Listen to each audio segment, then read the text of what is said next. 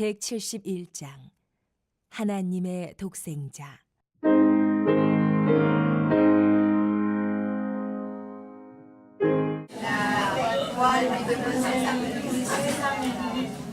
할렐루야. 오늘 이게 부활절을 맞이해서 항상 우리가 하나님의 말씀을 나눌 때마다 느끼는 것이 우리 주님은 우리를 위해서 죽어주시고 부활을 하셨구나. 우리가 이 정도 수준으로 생각을 해서는 안 되겠다. 이번 주 부활절을 맞이해서 주님이 얼마나 우리를 사랑하시고 얼마나 깊은 계획을 가지고 계시는지를 생각해 본다면은 정말 주님이 십자가에서 죽으시기까지 그 부활 사건은 우리에게는 정말로 기쁜 일이고 인생에 있어서 이 일만큼 더 중요한 일이 없다, 이렇게 볼 수가 있겠습니다. 그래서 그런지 모르지만은 복음서에 보면은요, 사복음, 마태, 마가, 누가, 요한복음에 보면은 부활 사건에 대해서 다 다루었어요. 그만큼 중요하다는 얘기죠. 그만큼 충격을 받았다는. 그래서 예수님이 죽는 사건과 그리고 예수님이 십자가에서 죽은 사건, 그리고 더 나가서 부활 사건, 이것은 성경의 아주 중심적인 하나님의 뜻이고, 이것을 통해서 하나님이 무슨 계획을 가지고 계신지를 분명하고 확실하게 우리에게 말씀하고 있다는 것입니다. 성경 66권 중에서 물론 반복되는 그런 저자들이 다 있겠지만요, 64권은 다 유대인이 이 저자예요. 하나님의 영감을 받아서 하나님께서 그에게 성경을 쓰게 해주셨어요. 근데 단 2권만은 이방인이 찍은 성경책이 있어요. 그것이 바로 누가라는 사람이죠. 이 누가는 의사였죠. 그래서 누가가 성경을 영감을 받아 쓴 성경이 누가복음하고 사도행전이에요.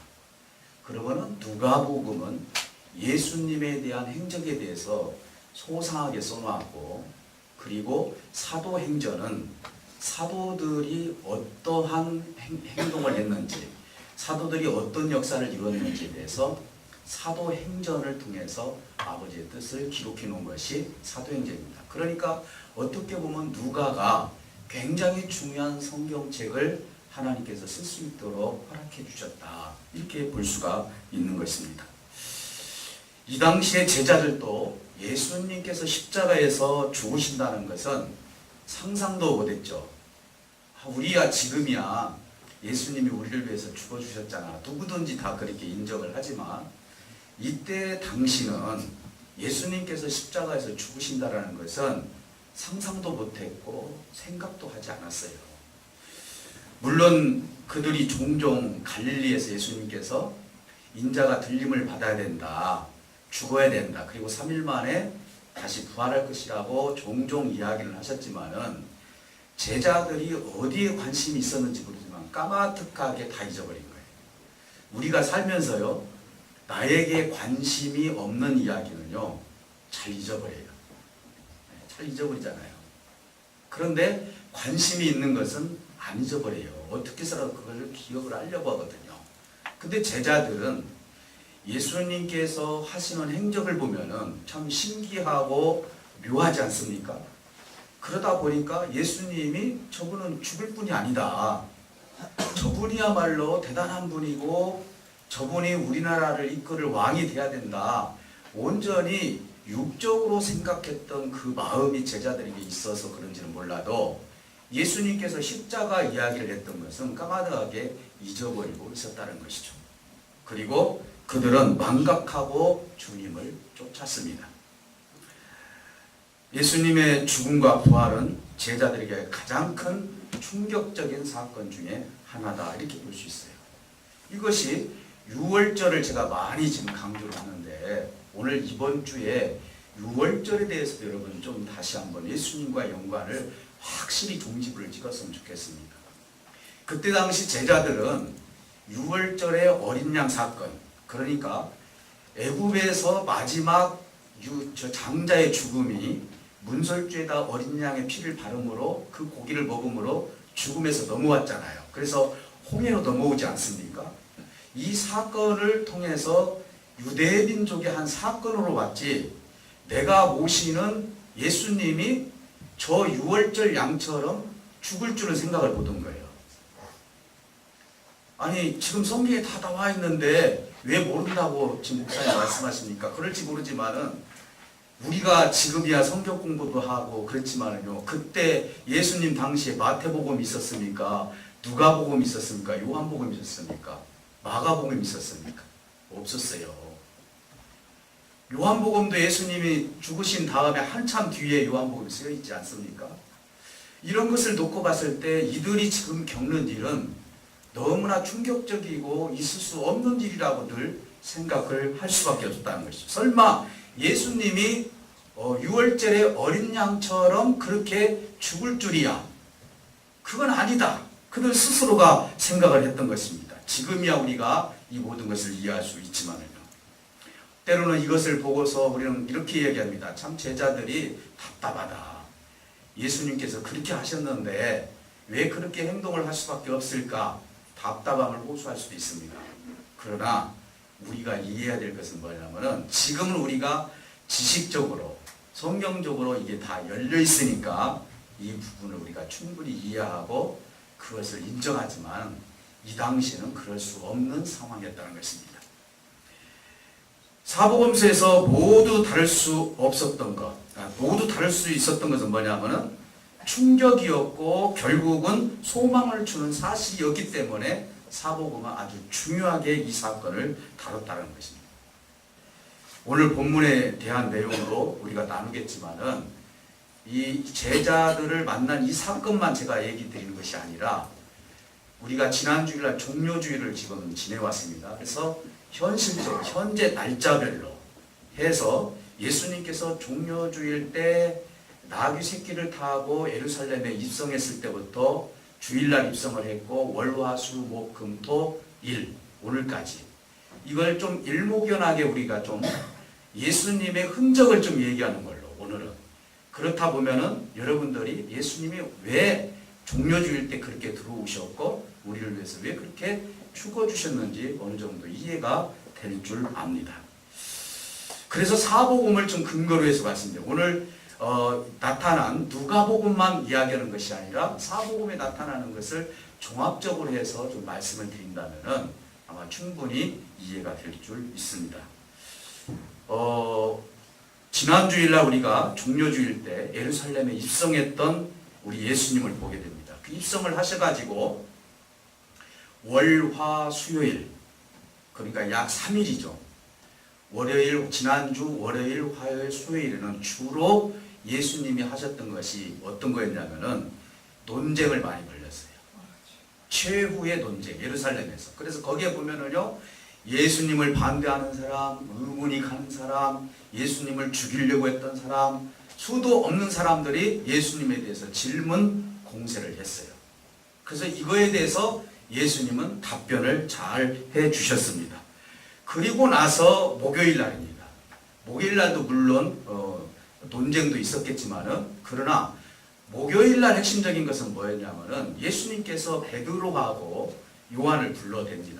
불러서 뭐라고 하냐면은 유월절을 준비하라. 사실 유월절은 언제입니까? 금요일 날이죠. 1월 14일이에요. 우리가 레위기서에 보면은 1월 14일이 금요일로 이렇게 우리가 합니다. 그래서 그때 당시 날짜를 우리가 계산을 해서 내려온다면은 목요일 날 유월절을 준비한다는 것은 있을 수 없는 일이잖아요.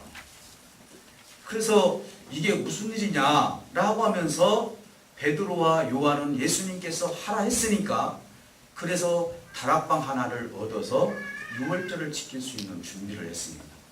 여러분, 유월절 날은 뭐죠? 그때도 양을 잡아서 먹는 거예요. 이런 행사를 치르게 되었다 이 말입니다.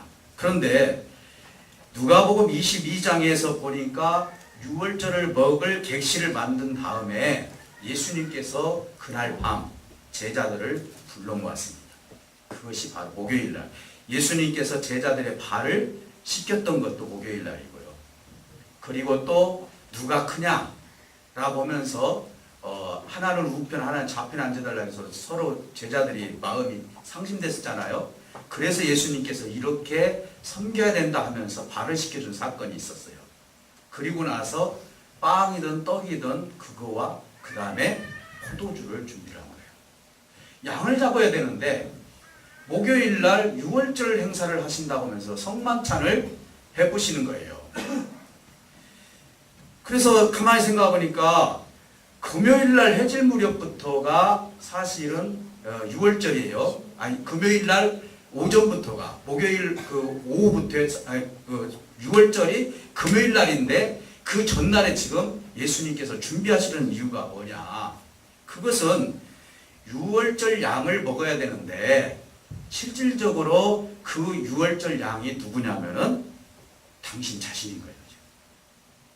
내일 이 시간 정도 되면은 내가 십자가에 지금 못 박혀 죽는 날이에요. 그렇기 때문에 하루 당겨서 예수님께서 목요일 날 성찬식을 베풉니다. 지난주 우리가 성찬식을 베풀었죠. 이것은 내 살이다. 너를 위해서 찢긴 살이니 먹어라. 이것은 내 피다. 이것은 죄사함의 권세가 있고 이것은 언약의 피니라 하면서 포도주를 주시는 거예요. 영문도 모르죠. 제자들은 왜 내일이 6월절인데 오늘 이렇게 예수님께서 서둘러서 6월절 행사를 하는지, 그것도 떡과 포도주를 나누면서 이게 내 살이다가 하고 이것이 내 몸이다, 내 피다고 하면서 왜 이렇게 말씀을 하시는가? 그때까지도 제자들은 상상을 하지 못했다는 것이죠. 제자들은 내일 십자가에서 죽으신 사실을 모르고 6월절을 목요일날 지키게 됩니다. 사실 사도 바울 선생님이 부활절에 대해서 더 정확하게 얘기하셨지 주님의 제자들이 그때 당시 이야기하지 못했어요. 물론 성령을 받고 나중에는 순교도 하고 그렇게 했지만은 결과론적으로 봤을 때는 그들은 어떻게 보면 이유도 몰랐고 그리고 왜 예수님께서 저렇게 십자가에 죽으셔야 되는지 이해가 되지 않았습니다. 이 부분에 대해서 나중에 훗날 사도 바울 선생님이 고린도전서 14장 15장에서 보면은 부활에 대해서 이야기를 하게 되는 것입니다. 성찬식을 마치고 그날이 이제 목요일 밤이죠. 늦은 밤입니다. 늦게까지 아마 예수님께서 같이 나누신 것 같아요. 그리고 나서 찬미하면서 어디로 가셨냐면은 겟세마네 동산으로 가시는 거예요. 목요일날 저녁 늦게. 그러니까 사실은 다락방이 있는 곳에서 찬미하는 그 갈릴리 제가 자꾸 이름을 잊어버리네. 맞아, 겟세마네. 이 겟세마나에서 이제 가는 거리는 그렇게 멀지가 않아요. 아마 이제 우리 예루살렘에 가보시면 알겠지만은요, 예루살렘이 한 산덩어리예요. 그래서 그 산에서 보면은 겟세마네 동산이 보여요. 약 직선거리를 한 500m 정도 되죠. 아마 그 근방에 객실을 만들어 놓고 거기서 성만찬을 하신 다음에 예수님께서는 겟세마네 동산에 가서 기도하시려고 하신 거예요. 제자들은 따라갑니다. 그러면서 두 패로 나누게 됩니다. 예수님이 말씀하시기를 베드로, 야고보, 요한을 데리고 가면서 돌 던진 만큼의 거리에서는 나를 위해서 기도해라. 그리고 나머지 제자들은 굴이 있어요. 거기서 너희들도 기도하라. 그랬더니 3번을 기도를 합니다. 예수님께서. 사실은 이렇게 길게 예수님께서 3번을 기도한 것은 처음 일이에요. 제자들을 선택할 때도 길게 하셨어요. 그런데 정말로 예수님께서 겟세마네 동산에서 3번을 하나님께 반복을 하면서 기도를 해요. 무슨 기도를 했습니까? 예수님께서 이제는 곧 내가 십자가에 못 박혀 죽으신다는 것을 알고 있었죠.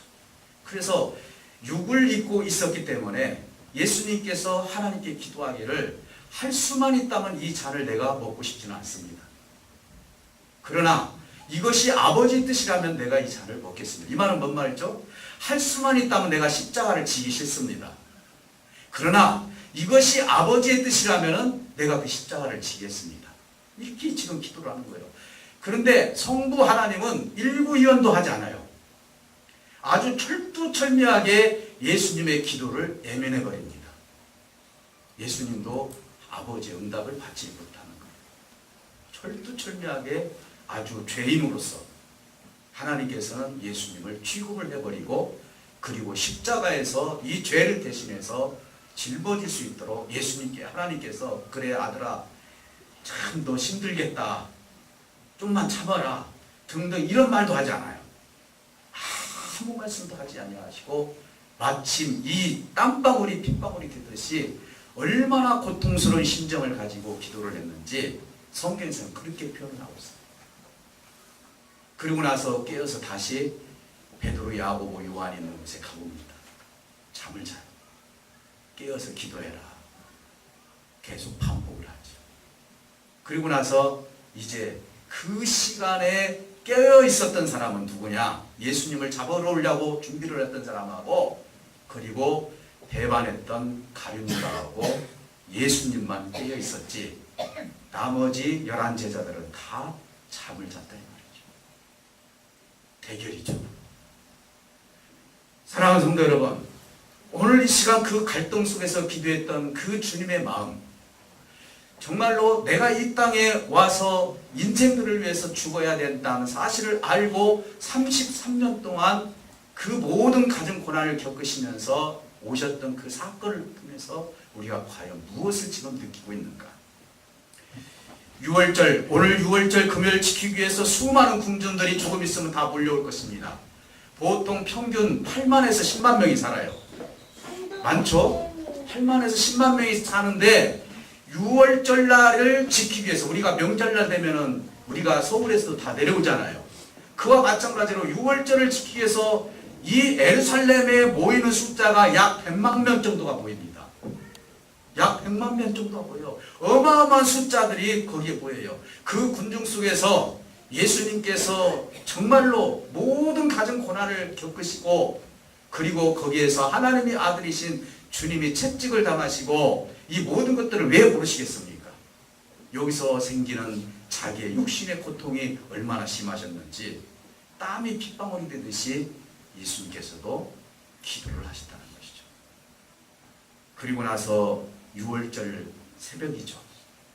3시에서 4시 정도, 새벽 3시에서 4시 정도에 이제 가룟유다와 함께 예수를 체포하려고 왔던 군인들과 함께 마주치면서 결과적으로 3시에서 4시 사이, 금요일날 3시에서 4시 사이에 잡혀서 가야바의 집으로 갑니다. 가야바의 집에 가서 그들이 논쟁을 벌여요. 저 예수를 어떻게 죽이기는 죽여야 되겠는데, 그랬는데 그때 그들이 누가 생각이 나냐면, 여기는 로마 제국이 여기를 지금 지배를 하고 있기 때문에 이제 빌라도에게 가서, 총독인 빌라도에게 가서 이것을 좀 재판을 해달라고 해야 되겠다 해가지고 빌라도 법정으로 끌고 갑니다. 아침 새벽부터 시작을 해가지고요. 끌고 갔는데 빌라도 역시도 예수님을 보니까 그렇게 나쁜 짓을 한 사람이 아니에요. 그래서 어디 사람이냐? 갈릴리 사람입니다 라고 하니까 나는 이 사람하고 상관없다. 그러면 너희의 왕 헤로당에게 가라 해서 또 헤로당에게 끌려갑니다. 예수님이 헤로당에게 딱 끌려가는데 헤로당은 조롱하기 시작을 합니다. 그러면서 네가 예수냐? 물로 포도주를 한번 만들어봐라. 기적을 베풀어봐라 하면서 예수님을 또 희롱을 합니다. 그러면서 결국은 자기도 못하겠다 해가지고 결국은 어떻게 됩니까? 다시 헤롯을 통해서 다시 빌라도에게 끌려오게 됩니다. 빌라도는 아무리 신문을 해도 예수님이 잘못한 것이 없어요. 그래서 이렇게 제안을 합니다. 매로 실컷 쳐서 내보내겠다. 아니다라는 것입니다. 십자가에 처형하라는 것입니다. 그래서 빌라도가 또 다시 이야기를 합니다. 그렇다면 너희들의 명절에는 죄인 하나를 풀어주는 그런 것이 있는데, 오늘 그러면은 죄인 하나를 풀어주는 조건으로 해가지고 둘 중에 하나 강도하고 둘 중에 하나를 누구를 풀어주랴 했을 때 바로 바라바 예수, 똑같이 이름도 바라바 예수예요. 그 바라바 예수가 강도예요. 이 사람하고 예수님하고 누구를 풀어줬으면 좋겠냐. 빌라도가 생각했을 때는 그래도 이 강도질을 했던 나쁜 사람이기 때문에 예수를 풀어주라고 할 줄 알았어요. 그랬는데 누구를 풀어주라고 합니까? 바라바를 풀어주라고. 예수는 어떻게 하라는 거예요? 죽여라, 죽여라, 십자가에 못 박아 죽여라 하면서 계속 예수님을 죽이라고 이야기합니다. 밀란이 일어날까봐 결국 빌라도는 사형 선고를 내리게 되는 것입니다. 이때 이제 골고다 언덕으로 십자가를 지고 끌고 예수님께서 올라가시는데 그곳에서 3번 쓰러집니다.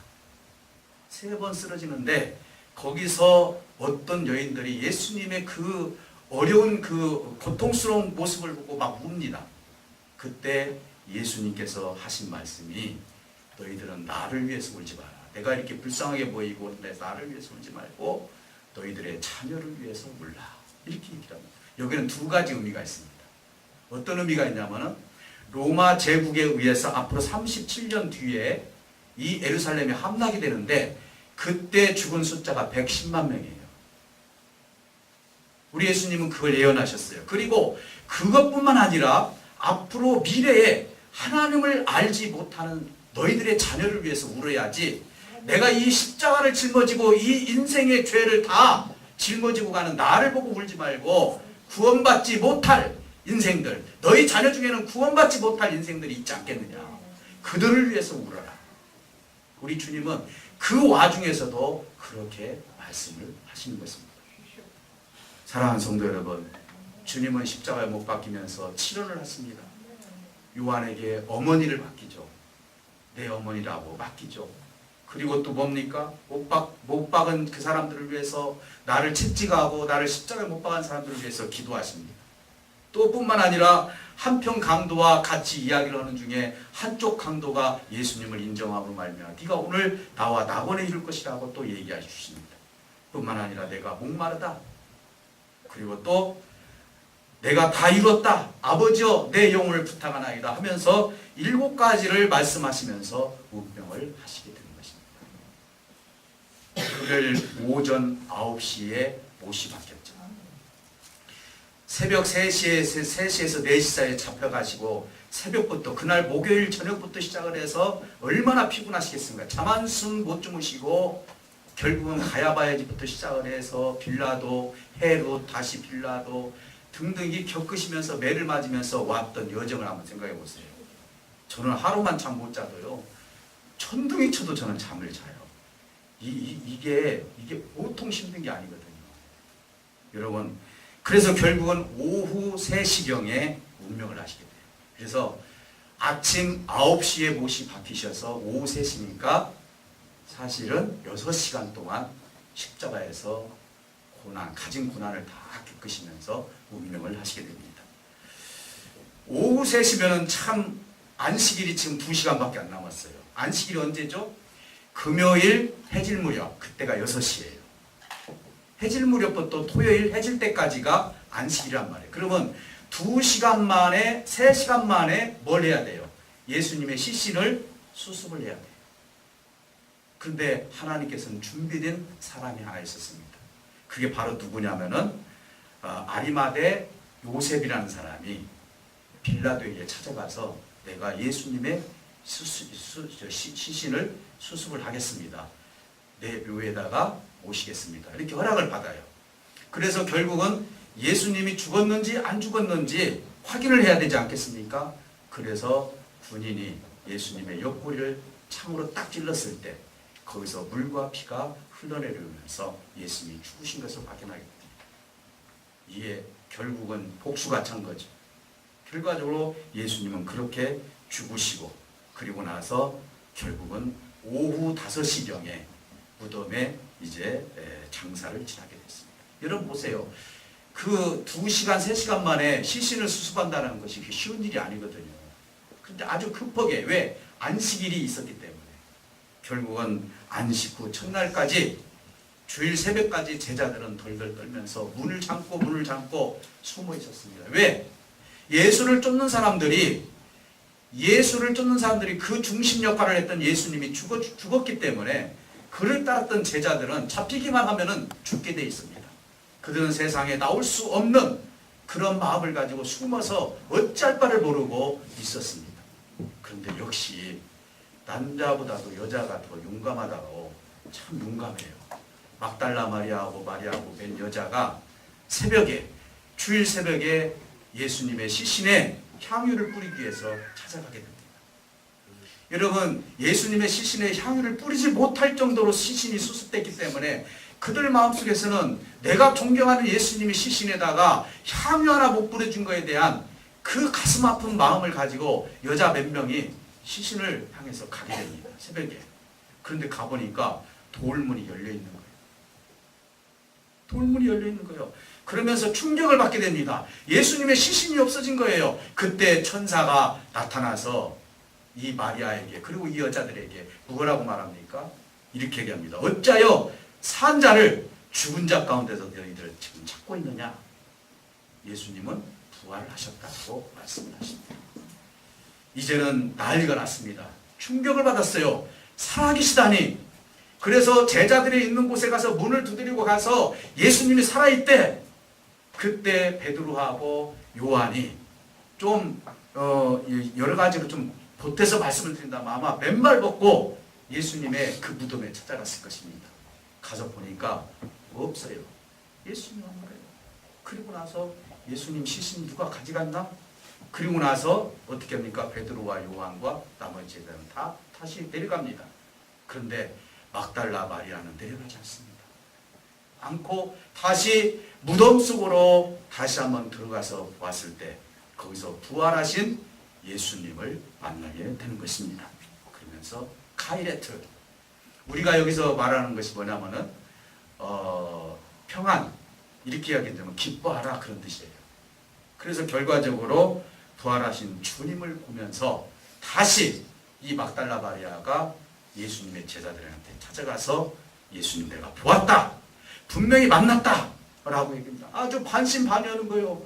그럴 수 있느냐 라고 하면서 제자들은 거기에서 어떻게 보면 반신반의로 있었습니다.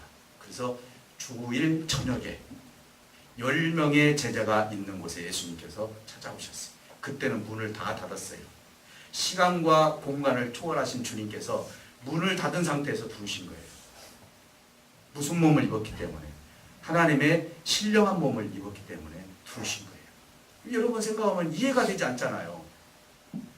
그래서 그들에게 예수님께서 만나주십니다. 우리가 주일 예배를 드리는 이유가 뭡니까? 주님께서 부활하신 날이고요.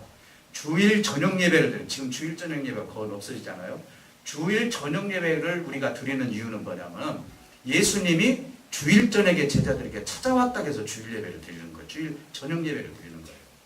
그래서 이것을 아시는 목사님들은 굳이 끝까지 8시에 예배를 드리시는 분들이 많이 있어요. 물론 의미 부여를 해서 우리가 오후 2시, 3시에 드릴 수도 있겠지만, 그래서 결국은 예수님께서 그 10 제자에게 얘기를 합니다. 근데 더 큰 충격을 받은 사람이 누구냐면은 도마입니다. 도마는 사실 갈릴리 사람이었고 예수님과 똑같은 목수였었어요. 도마가 항상 그가 갈등을 겪었던 것이 뭐냐면 그 힘을 가지고 그 능력을 가지고 무엇을 보느냐 이 말이에요. 그러면서 제자들한테 딱 찾아갔는데 예수님 봤다, 나는 못 믿겠다 라고 도마는 얘기를 합니다. 왜? 충격을 받았어요. 그분이 능력도 있고 힘도 있는데 왜 그것을 발휘도 하지 않냐고, 왜 그렇게 죽을 수밖에 없느냐, 나는 이해가 되지 않는다 라고 하면서 충격받은 도마가 결과적으로 예수님을 다시 만납니다. 그래서 10 제자가 있을 때 예수님께서 나타나셨고 도마까지 합쳐서 11 제자가 있었을 때 예수님께 나타나셔서 오늘 본문 말씀을 얘기한 거예요. 다른 복음서에서는 좀 다르게 얘기를 하지만요. 그리고 가룟 유다는 그곳에 나타날 수도 없었고 결국 가룟 유다는 자살을 하고 말았습니다. 예수님께서 저항도 못하시고 반항도 못하시고 죽은 것에 대한 그 확신이 없는 그 요나를 향해서 예수님 말씀하십니다. 나를 보고 믿으라. 그리고 그것도 믿지 않으니까 여기 어디 먹을 것이 없느냐 라고 했을 때 생선 토막을 잡수시면서 이 육도 영이 있는 것처럼 나도 영은 영은 신령한 몸이 없지만 나는 영이지만은 몸을 입었다라고 하면서 이 생선 토막을 먹게 됩니다. 그러면서 그들에게 말씀을 하시게 됩니다. 40일 동안 10번 이상을 주님의 제자들을 만나고 개별적으로 만나고 해서 부활하신 주님이 우리에게 찾아와 주셨습니다. 고린도전서 15장 22절에 보면 뭐라고 말씀하시냐면 아담을 통해서 우리에게 죽음이 왔다면 그리스도를 통해서 우리에게는 생명을 허락받았다. 영생을 우리가 얻게 되었다고 말씀합니다. 그러면서 고린도전서 15장 42절에서 44절에 보니까 오늘 새벽에도 그 말씀을 드렸는데 썩을 것을 심고 썩지 아니한 것으로 다시 살 것이다.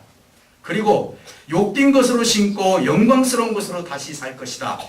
또 약한 것을 심고 강한 것으로 다시 살며 육의 몸으로 심고 신령한 몸으로 다시 너희들이 주님 앞에 나타날 것이다. 다시 살 것이다. 그러면서 마지막으로 육에도 몸이 있는 것처럼 영에도 몸이 있느니라 이렇게 말씀드렸습니다. 여러분, 우리 주님은요 그냥 우리 꿈에서 나타나는 그런 현상이 아니에요. 직접 만져졌고 직접 잡수셨어요. 그러나 시간과 공간을 초월해서 주님의 제자들이 아무리 문을 잠궈놔도 그 속에 들어오셨던 분이에요. 다시 신령한 몸을 우리가 입게 되면, 부활의 몸을 입게 되면 우리는 썩지 아니할 것이고, 우리는 아프고 고통스럽고 고민해야 되고 염려해야 되고 걱정해야 될 그런 일들이 없다라고 주님은 말씀하십니다. 왜? 이 땅은 죄악 가운데 아담의 후손으로서 죽을 수밖에 없지만 예수 그리스도가 십자가에서 죽어주심으로 말미암아 우리는 그 영원한 영생의 길을 하나님께서 준비해 주셨기 때문에 그렇습니다. 그분이 바로 누구냐? 우리를 위해서 십자가에 못 박혀 죽어주신 예수님이신 것입니다. 사랑하는 성도 여러분, 구약에 대해서 말씀합니다. 구약에 대해서 메시아에 대해서 말하고 있지 않았느냐? 메시아라는 건 히브리어로 메시아입니다. 구원자. 그러나 내가 그리스도로 오지 않았느냐? 똑같은 말이에요. 엘라나 메시아나 그리스도랑 똑같은 말이에요.